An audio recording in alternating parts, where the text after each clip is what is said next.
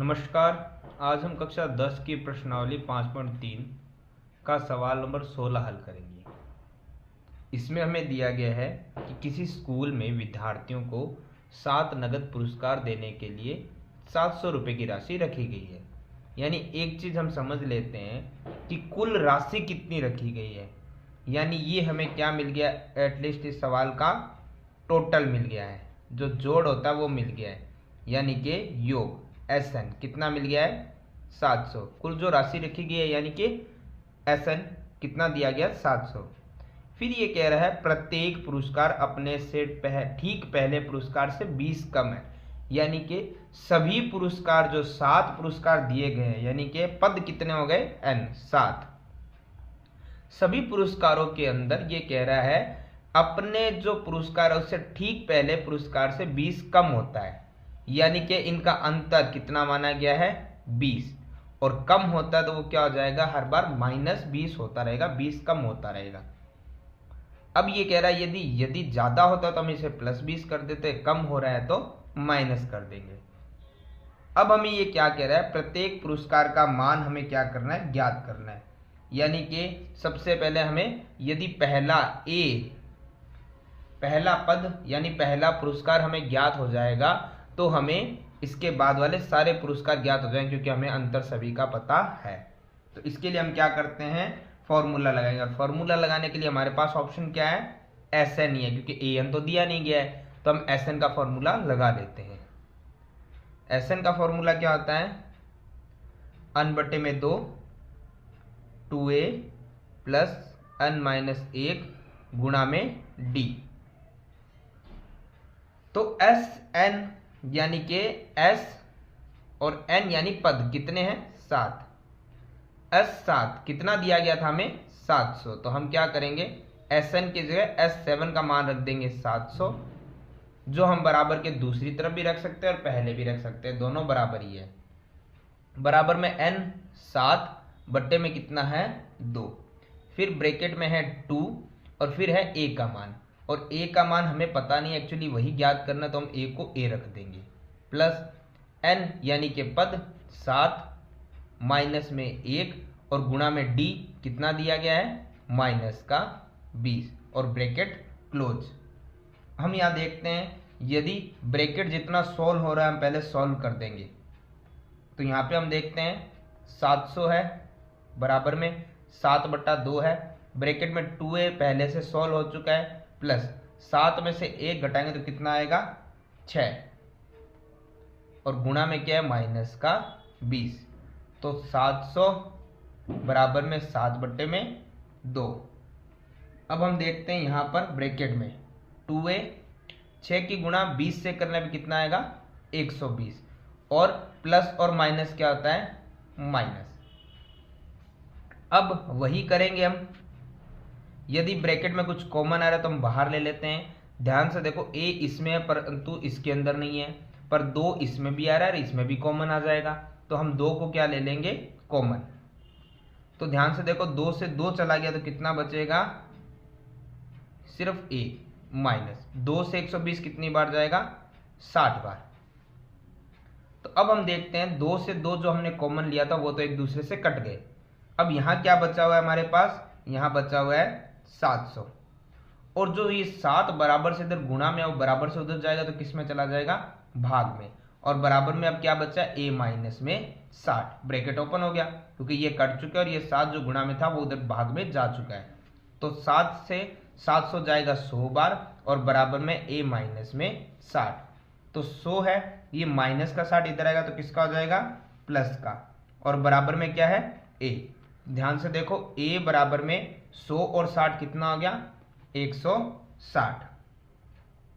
तो अब यदि हमें यहाँ पे प्रत्येक पुरस्कार का मान ज्ञात करना है तो हम ज्ञात कर सकते हैं कि पहला पुरस्कार यानी प्रथम पुरस्कार, जिसको हम क्या बोल सकते हैं यहाँ पर A, वो हमारे पास कितना है 60।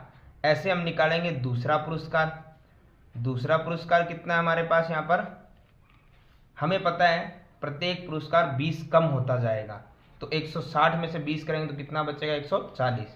फिर इसी प्रकार तीसरा पुरस्कार कितना हो जाएगा 120, क्योंकि हर बार 20 कम हो रहा है।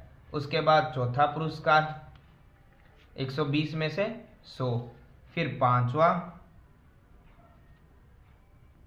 100 में से 20 कम होगा तो 80, फिर छठा पुरस्कार 80 में से 20 कम होगा तो 60, और फिर आएगा आखिरी पुरस्कार 7वां पुरस्कार, क्योंकि यहाँ पे इसने पहले ही बता दिया था हमें कि पुरस्कारों की संख्या कितनी रहेगी, 7।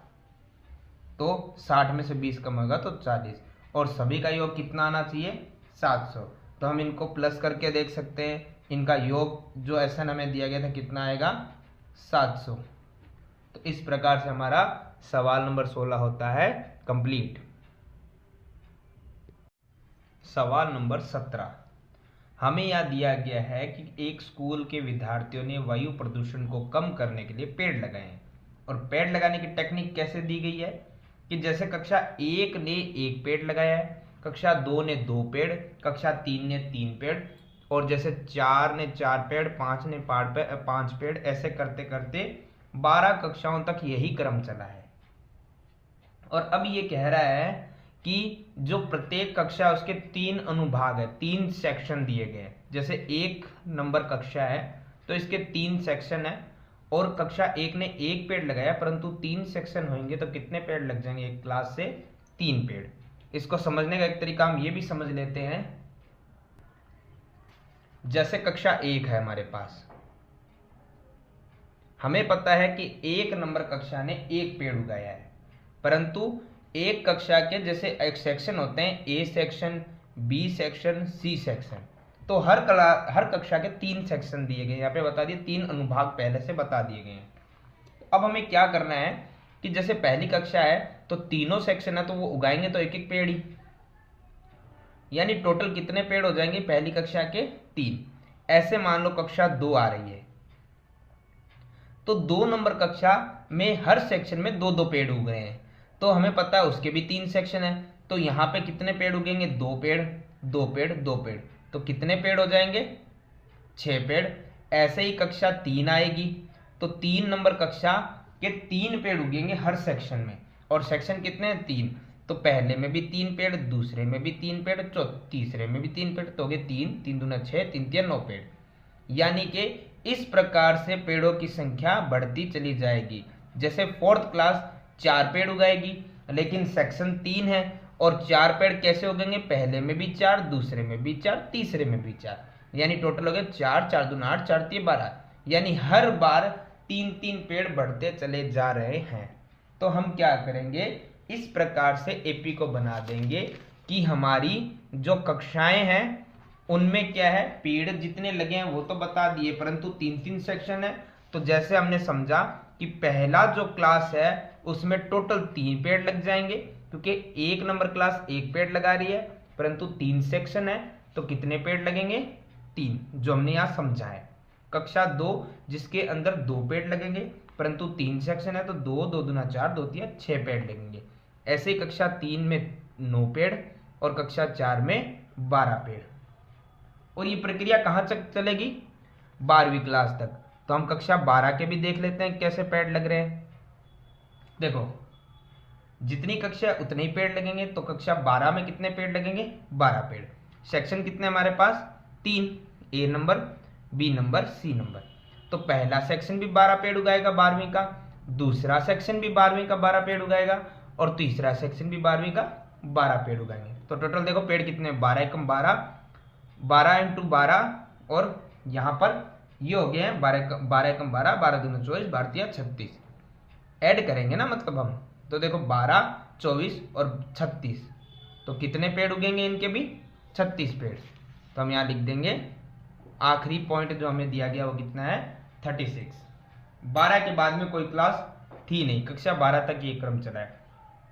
तो हमें बताना ये टोटल पेड़ गिन के बताने कितने हुए।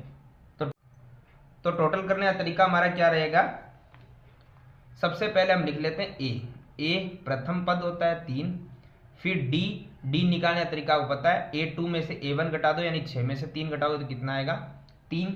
उसके बाद में हम निकाल सकते हैं AN, यानी आखिरी पद कितना है, 36, और टोटल पद टोटल चले कितने तक है, 12 तक, 12 पद ही हमने लिए थे, तो इस प्रकार से अब हमें इनका कुल पेड़ों की संख्या यानी योग निकालना है। तो योग निकालने का फॉर्मूला क्या होता है, SN, जो होता है n/2 ब्रैकेट a प्लस में। अब ध्यान से देखो, जब an दिया हो तो फॉर्मूला हमेशा ये लगता है, क्यों? क्योंकि an को क्या बोला जाता है, l बोला जाता है।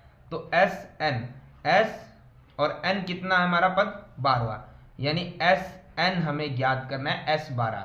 तो S12 हम लिख देंगे, S12 बराबर में n यानी पद थे 12/2, a जो हमारे पास है 3 प्लस l जो यह था an जो कितना है 36। तो ध्यान से जब हम देखेंगे तो यहाँ 2 से 12 कट रहा है 6 बार, और 3 और 36 कितने हो गए जुड़ के, 39, और ब्रैकेट के बाहर क्या आती है, गुणा। तो ये आ रहे हैं S12 पद, दोनों के जब हम गुणा करेंगे तो ये गुणा आ जाएगी हमारी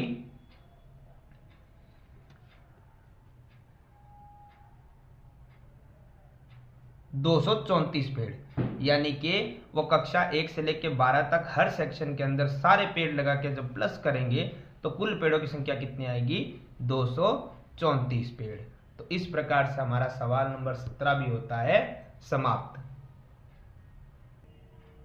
सवाल नंबर 18, हमें यहां दिया गया है केंद्र A से प्रारंभ करते हुए बारी बारी से केंद्रों A और B लेते हुए त्रिज्याएं 0.5 सेमी, 1.0 सेमी, 1.5 सेमी और 2.0 सेमी वाले अर्धवृत्तों को खींचकर एक सर्पिल बनाना है।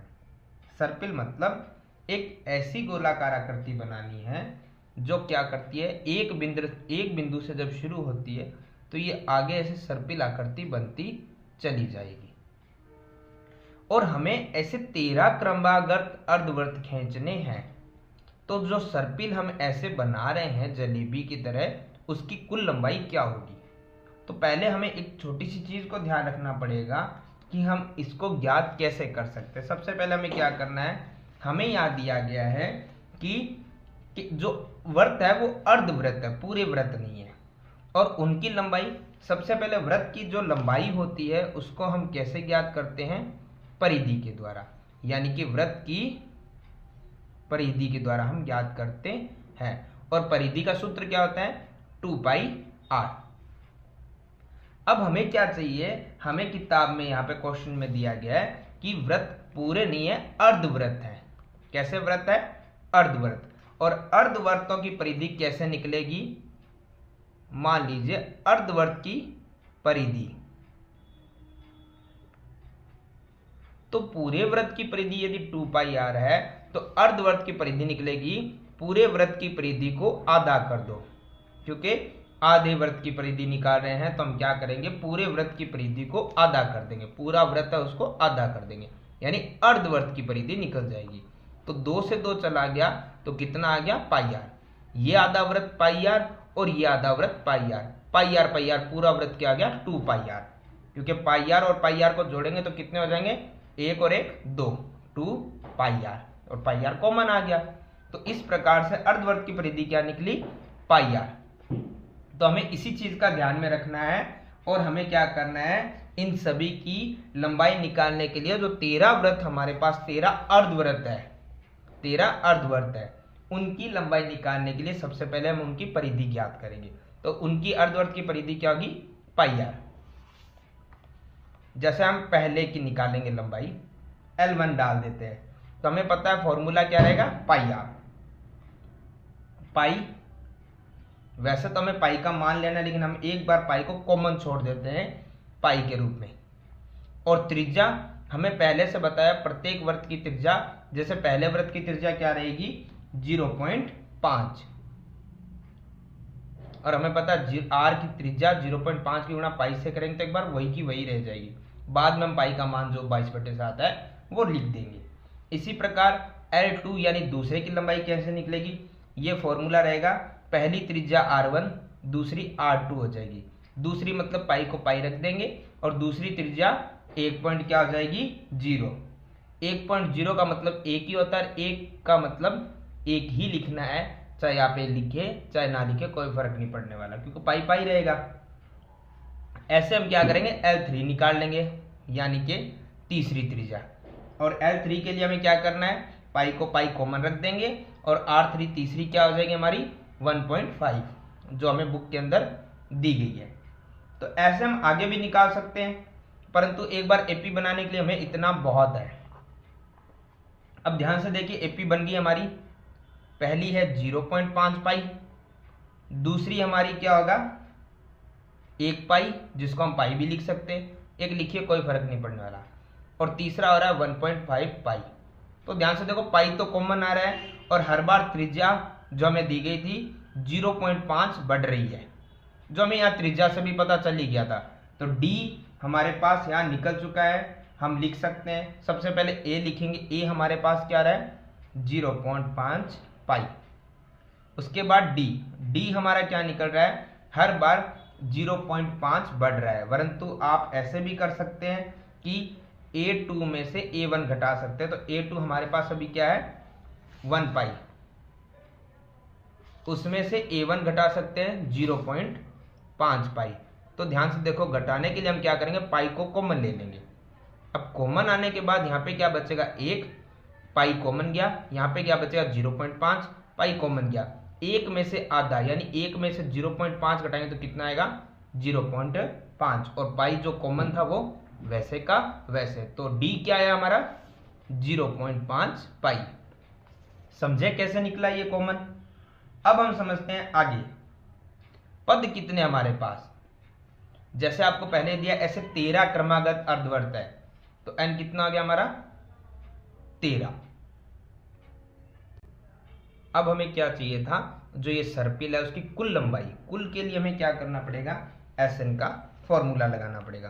तो Sn, n यानी पद, पद कितने थे हमारे पास 13 यानी अस 13। फॉर्मूला क्या रहेगा n बटे में 2 bracket 2a plus n minus 1 गुणा में d। अब मैंने ये फॉर्मूला क्यों लगाया, ये क्यों नहीं लगाया, क्योंकि ये तब लगता है जब an दिया हुआ हो। यहाँ पे an दिया गया नहीं है तो हम यहाँ पर वो वाला फॉर्मूला अप्लाई नहीं कर सकते, हमें यही लगाना पड़ेगा। अब हम रखते हैं मान, जो वैल्यू पुट कर देते हैं n यानी कि 13 बट्टे में 2 ब्रैकेट 2a।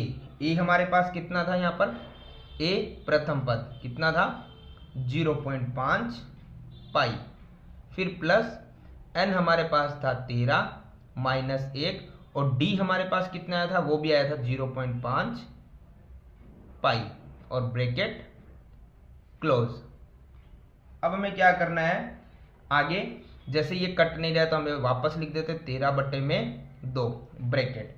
यहाँ पे ध्यान से देखो गुणा हो रही है तो हम गुणा कर देंगे, 2 की गुणा किससे हो रही है, ये हो रही है यहाँ पर हमारे 2 की गुणा करनी है हमें 0.5 से। वैसे पॉइंटों वाली गुणा इतनी मुश्किल नहीं होती है, परंतु फिर भी आप समझने के लिए देख सकते हैं कि जब 0.5 की गुणा 2 से करेंगे तो ये आएगा 5 दूना 10 पॉइंट, और 2 की गुणा 0 से करें 0 और 1 का 1 तो कितना आएगा 1.0। सिंपल भाषा में आप समझो तो ये है 0.5 यानी आधा। आधे को दुगुना जब भी करते हैं तो वो कितना आता है 1। दोनों गुणाने के बाद क्या बचा है पाई, फिर है प्लस 13 में से 1 जाएगा तो कितना बचेगा 12, और गुणा में कितना है 0.5 पाई। तो यहाँ पे देखिए फिर से 13 बटे 2 है ब्रैकेट 1 पाई है प्लस यहाँ 12 की गुणा 0.5 से आप कर सकते हैं, इतना हार्ड होगा नहीं, 12 और 0.5। एक बार आप सिंपल गुणा कर सकते हैं कि 12 की 5 से गुणा करने पे आता है 60, और एक संख्या पहले पॉइंट है तो ये आ गया 6.0, पॉइंट के बाद 0 की कोई वैल्यू नहीं आता, हम लिख सकते हैं 6, और पाई का पाई। ये हमने पाई का मान शुरू में इसलिए नहीं लिखा क्योंकि ये बहुत ज़्यादा गुणा भाग में लंबा हो जाता। अभी पाई क्या कॉमन चल रहा है और एंड में हम इसकी जो वैल्यू होगी वो पुट कर देंगे। तो यहाँ पे बचा है 13 बटे में 2, और ब्रैकेट जब हम खोलेंगे तो 1 पाई और 6 पाई टोटल जुड़ के कितनी हो गई है 7 पाई। अभी भी हम देखते हैं कट नहीं रहा है, कट नहीं रहा है तो यहाँ पे कोई दिक्कत नहीं है। अब हम क्या करेंगे जो पाई की वैल्यू है वो लिख देंगे। तो 13 बटे 2 गुणा में 7 तो था, पाई का मान हमें दिया गया था 22 बटे 7, तो हम पाई की जगह पाई का मान रख देते हैं।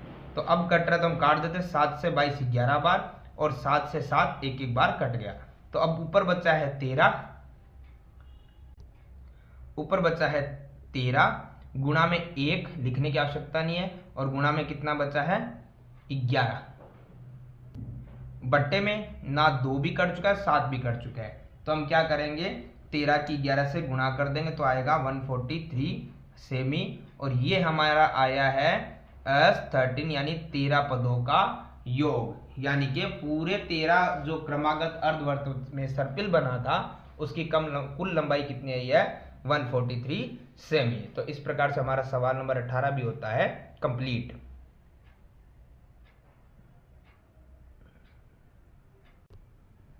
सवाल नंबर 19, जैसे कि मैं दिया गया यहाँ पे 2 से लट्ठों को जो लकड़े होते हैं उनको ढेरी के रूप में रखा गया है। सबसे नीचे वाली पंक्ति में 20 लकड़े हैं और अगली पंक्ति में 18। ऐसे करके ये 200 लकड़ों को पंक्तियों में रखा गया। वो पंक्तियां कितनी है यानी पद कितने हैं, और ऊपर पंक्ति में जो कितने लकड़े आ रहे हैं वो बताना है। जो सबसे ऊपर वाली पंक्ति आ रही है उसमें लकड़े कितने आएंगे वो हमें बताना है। तो सबसे पहले हम एपी बनाने की कोशिश करते हैं कैसे बन रही है। पहली जो पंक्ति है सबसे जो नीचे की तरफ है उसमें 20 लकड़े हैं, तो पहला पद मिल गया हमें। फिर ये कह रहा है उससे जो अगली पंक्ति दी गई है हमें, अगली पंक्ति में 19 लकड़े हैं, फिर 18 हैं। ऐसे ये प्रक्रिया आगे बढ़ती चली जाएगी। ये कह रहा है सबसे ऊपर वाली पंक्ति में कितने लकड़े हैं वो तो हमें पता नहीं है, ए एन की हमें कोई जानकारी नहीं है, तो हम यहाँ लिख देते हैं। हमें अभी पता है ए कितना है 20, फिर है डी कितना आ रहा है -1। ये कैसे निकलेगा, A2 में से A1 घटा लो, यानी 19 में से 20 घटाओगे तो 1 आएगा, और बड़ी संख्या यहाँ किसकी आएगी माइनस की। आप घटा के देख सकते हैं। उसके बाद में हमारे पास AN नहीं है पर SN, इन सभी लकड़ों का योग बताया हुआ है कि वो ये टोटल 200 लकड़े हैं, यानी इन पदों का योग दे दिया है, परंतु पद कितने हैं वो नहीं दिए गए, वो हमसे पूछा गया। और ऊपर ही ऊपर वाली जो पंक्ति है उसमें लकड़े कितने आएंगे वो हमसे पूछा गया है। तो सबसे पहले क्या करते हैं, जो हमें दिया गया उसी का फॉर्मूला लगा देते हैं SN का। तो लगेगा n बटे में 2 ब्रैकेट 2a प्लस n-1 गुणा में d। और यही फॉर्मूला क्यों लगा, क्योंकि an यहाँ पे दिया ना गया हो तो इसी फॉर्मूले का प्रयोग करते हैं। an दिया गया तो हम लगाते हैं n बटा 2 ब्रैकेट a प्लस में l, परंतु यहाँ पे an कहीं नहीं है तो इसी पूरे फॉर्मूले को लगाएंगे जो टोटल यानी योग का होता है। तो देखो पद हमें पता नहीं था, कोई दिक्कत नहीं है। 2a हमें यहाँ पहले से पता है 20 है, प्लस पद हमें पता नहीं है, और d हमें पता है यहाँ पे माइनस का 1 है, और इनका योग कितना है 200। जो जो संख्या है जो जो हमें वैल्यू दी गई है उसको मान को हम यहाँ रख देंगे। तो देखो n बटा 2 एज इट इज रहेगा, 2 की 20 से गुणा करने पे 40 आएगा। यहाँ पे हमें पता है n-1 उसकी गुणा किससे करनी है ब्रैकेट वाली संख्याओं से। तो देखो 1 की n से गुणा करेंगे तो आएगा 1n ही, और निशान किसका आएगा माइनस का। फिर 1 की 1 से गुणा जब हम करेंगे तो कितना आएगा, ये आएगा 1, और माइनस माइनस क्या हो जाएगा प्लस, बराबर में कितना है 200। तो हम क्या करते हैं, ब्रैकेट के अंदर जो ब्रैकेट है उसको ओपन करते हैं, तो प्लस माइनस क्या आएगा माइनस, बाकी एज इट इज वैसे का वैसा।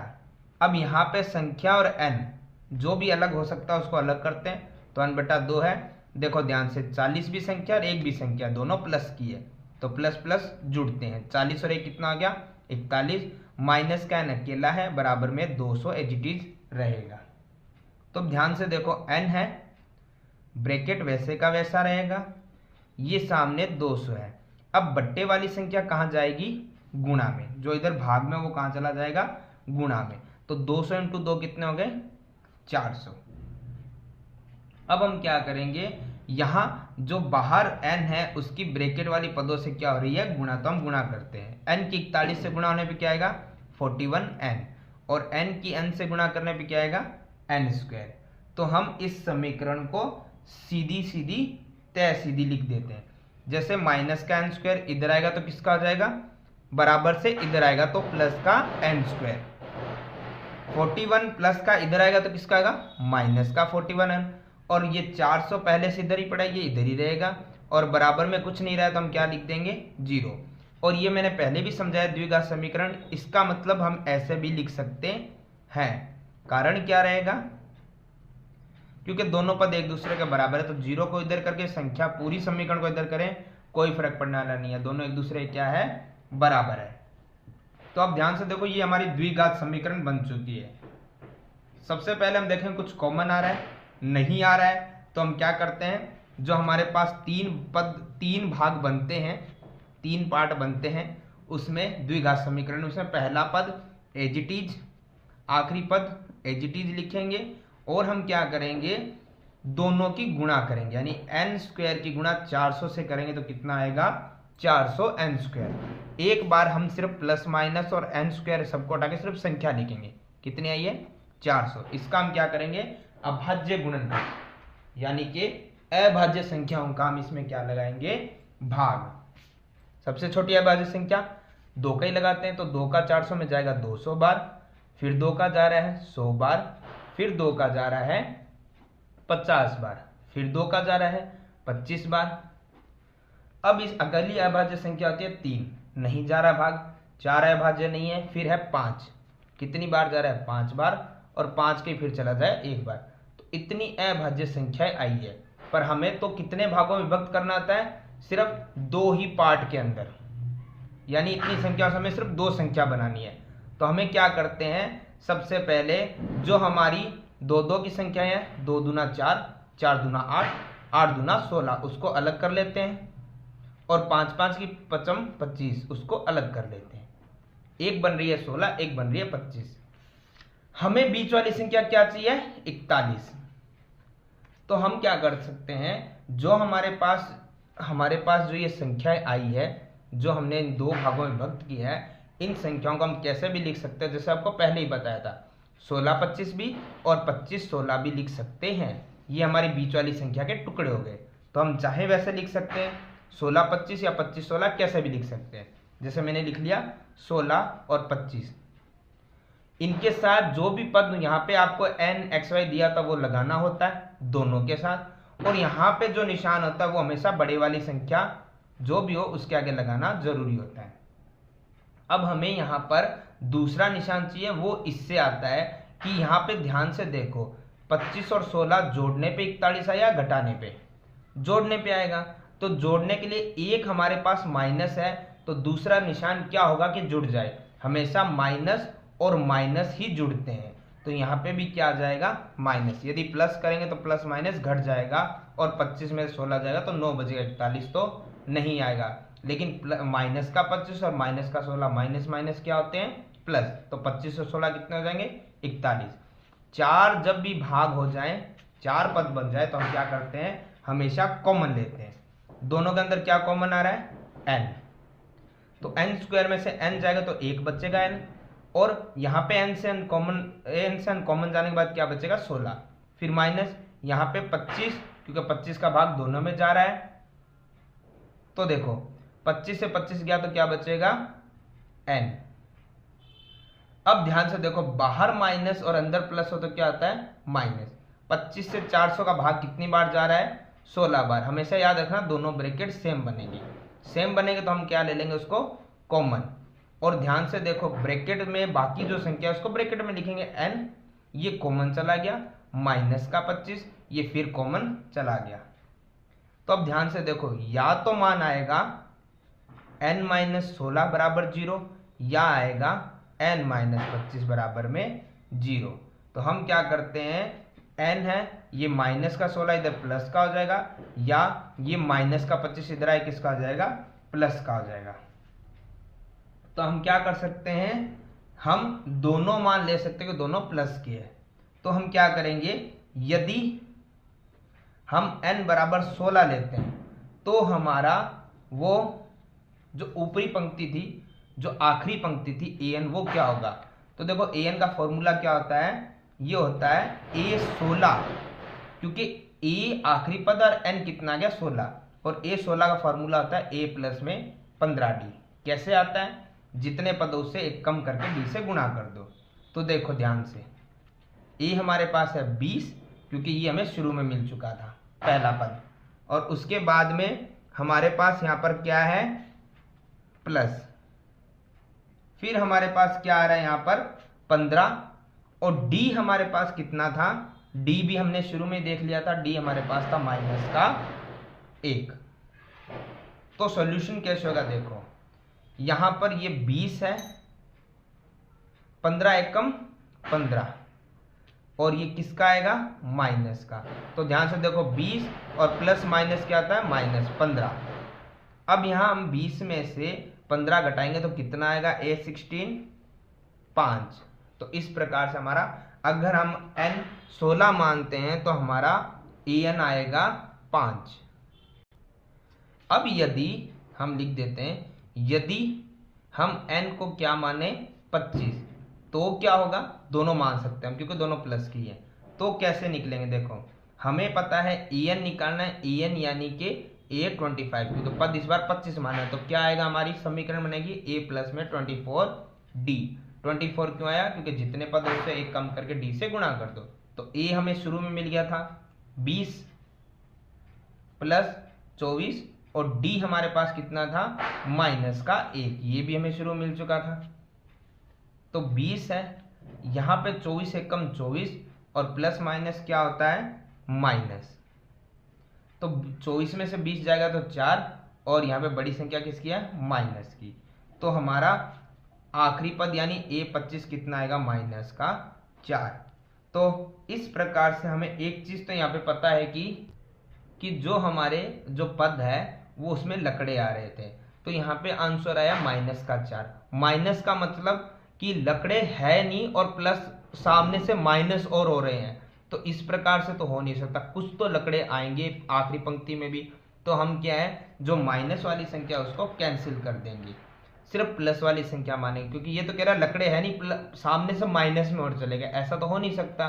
तो हम मानेंगे तो प्लस की संख्या को। तो हम मानेंगे पद 16 है और हमारे पास जो आखिरी पंक्ति होगी उसमें 5 लकड़े आएंगे। तो इस प्रकार से हमारा सवाल नंबर 19 भी होता है समाप्त।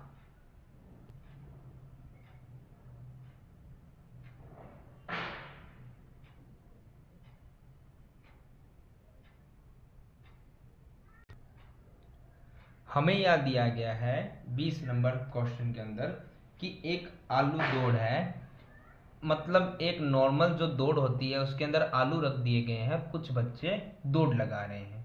हमें यहाँ पे एक सिंपल सी चीज दी है कि जो दूरी बताई गई है वो पहले आलू की जो दूरी है वो तो 5 मीटर है, उसके बाद दूरी 3-3 मीटर की हो जाएगी। तो यहाँ पे ये दे रहा है इस प्रकार से एक लाइन पे 10 आलू रखे गए, यानी कि एक पहला आलू 5 पे, फिर 3 पे, फिर 3 पे, ऐसे आगे 3-3 मीटर पे टोटल 10 आलू रखे गए हैं। अब ये सवाल कहना क्या चाहता है, ये हमें कह रहा है कि जो कुल दौड़ होगी बच्चों की वो बतानी, यानी पहला आलू उठाने में, दूसरा आलू उठाने में, तीसरा उठाने में, ये दौड़ कितनी रहेगी। तो इसको समझना बड़ा आसान है। हमें क्या करना है, सबसे पहले लिखना है कि प्रथम आलू यानी पहला आलू। प्रथम आलू बाल्टी में डालना, ये आलू उठा के लाके बाल्टी में डालना है। तो बाल्टी में डालने में तय की गई दूरी,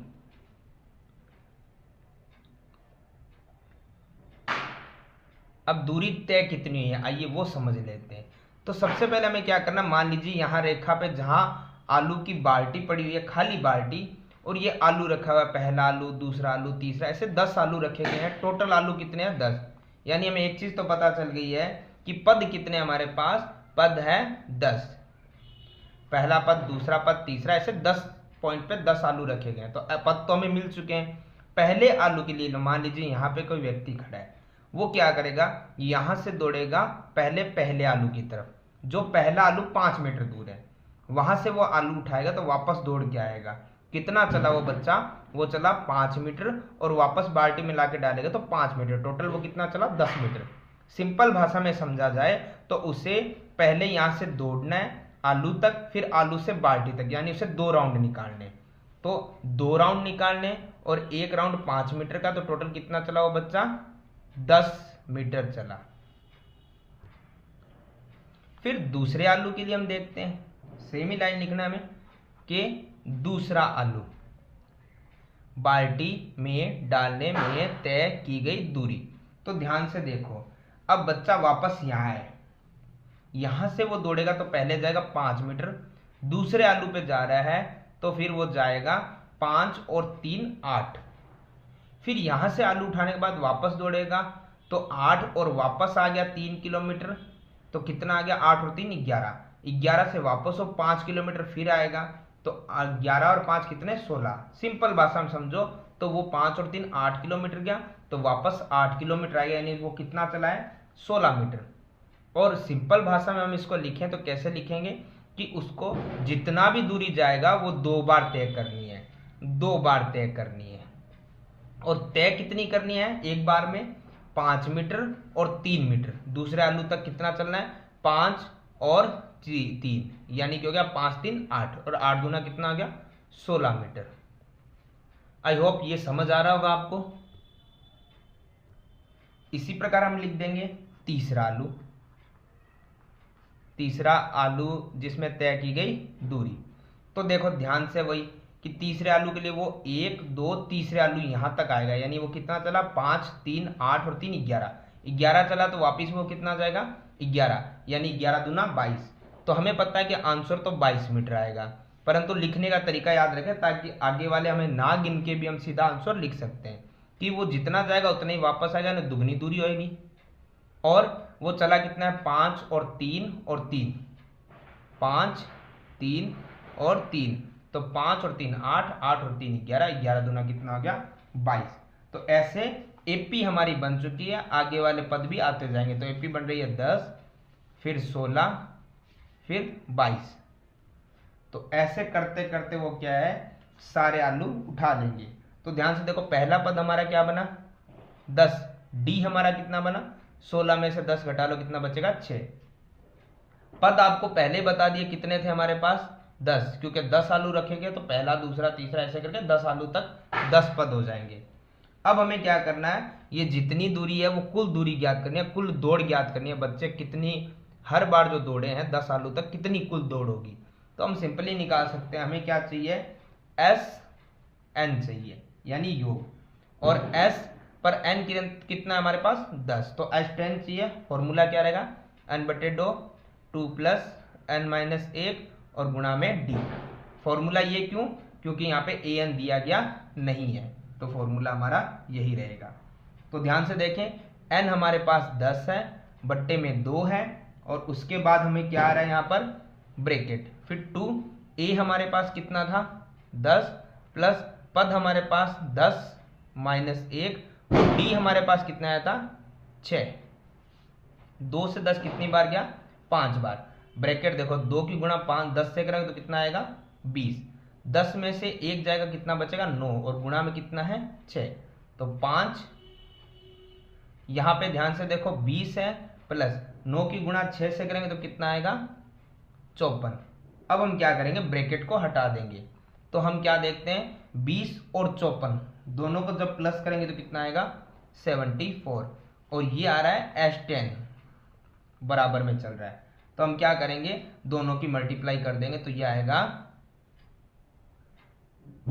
370 मीटर।